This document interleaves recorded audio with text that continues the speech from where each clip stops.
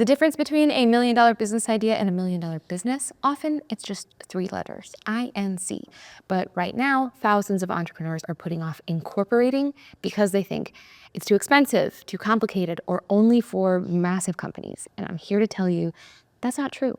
Incorporating is the best move if you're looking to have lots of outside investment, sell or shift ownership, grow beyond just one originator, offer stocks, or carry money in your business over tax years. Yes, there are more management considerations than an LLC, but it's not as hard as you think. You can do it. We've spent years helping entrepreneurs like you navigate this process, and today we're going to show you why incorporating might be the smartest business move you'll ever make and exactly how to do it. There are basically 2 ways to form a corporation. You can form one yourself, or you can hire a service to do it for you. In this video, we will take a look at both options and help you decide how to go about forming your own corporation. For those of you ready to get started right away, Northwest is offering our viewers an exclusive deal, complete corporation formation for just $29 plus state fees.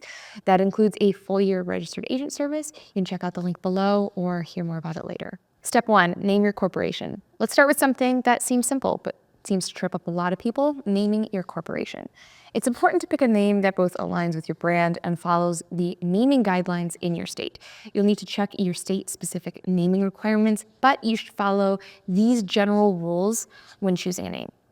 Your name must contain the word corporation, company, incorporated, limited, or an abbreviation of one of these terms. Your name cannot use words like bank, trust, trustee, credit union, or other related words without proper approval and paperwork. Your name cannot include words that would confuse your corporation with a government agency such as FBI, Treasury, State Department, etc. And the name must be distinct from that of any other corporation in your state. Here's our 3-point test for a strong corporation name. Will it scale with your business? Is it legally available in your state? And can you secure the matching domain name? We recommend for any business that you have 4 to 5 names you like before researching if it's available. We have a free business name generator on our site here and linked below if you need help thinking up different versions. And it does the work of finding which domain extensions are available, so 2 birds, 1 stone. Then head over to your state's business lookup to see what hasn't been used and which one is most unique. Most states offer this for free, but some of them charge. Head to our site if you're not sure where to find your state's official lookup. Please do not put your credit card information into any site you're not confident in. You might or might not be surprised with how many unofficial sites there are hoping to trick you. Step 2, appoint a registered agent. We're not going to get into crazy detail on this right now since we talk about it at length in our registered agent videos. You can check them out if you want to learn more. But basically, this is a required field in every state when you incorporate. A registered agent is the person who will send and receive legal paperwork on your behalf and will also remind you to file necessary reports. A lot of people choose to use a service for this since it's like having someone to check your work for you. However, you can also appoint yourself or someone else in the business. More on registered agents later. Step 3, get organized. Before you officially file, there are a few tasks to do to be sure your structure is set and agreed upon. This is where you make decisions that could impact your business for years. Create and approve bylaws, select your initial directors, determine your share structure, and execute an incorporator's statement. Let's break down each of these. 1, bylaws are the rules that determine how your organization will be governed and run. You can think about the bylaws as a constitution for your corporation. It makes the rules and priorities clear for everybody involved. 2, a corporate director is in charge of the adoption, amendment, and repeal of operational bylaws, as well as the election, supervision, and removal of officers. Officers are senior executives who are responsible for the day-to-day operations of a company. 3, operational structure is guided by share ownership. A share of stock is the unit of ownership in a corporation. Each share of stock represents a percentage of ownership in the company. For example, if a corporation issues only 1 share of stock, the shareholder or stock owner would then own 100% of the corporation. And last, 4, the incorporators should sign an incorporator's statement with complete names and addresses of each initial director and store it in the corporate records book.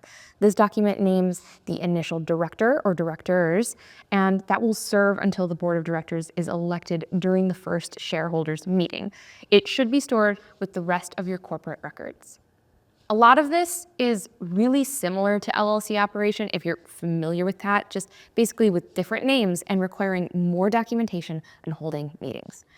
Most new corporations start with 10 million authorized shares, at least one director, and basic Class A common stock.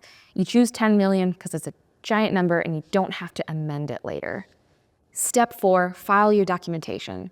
You will need to file formation documents with your state. Once the documents are approved, you will have officially formed a corporation. Most states provide the formation documents online, while others require you to draft your own formation documents. This doesn't have to be painful. You will need articles of incorporation with specific language for your state. This is where you will be listing your registered agent.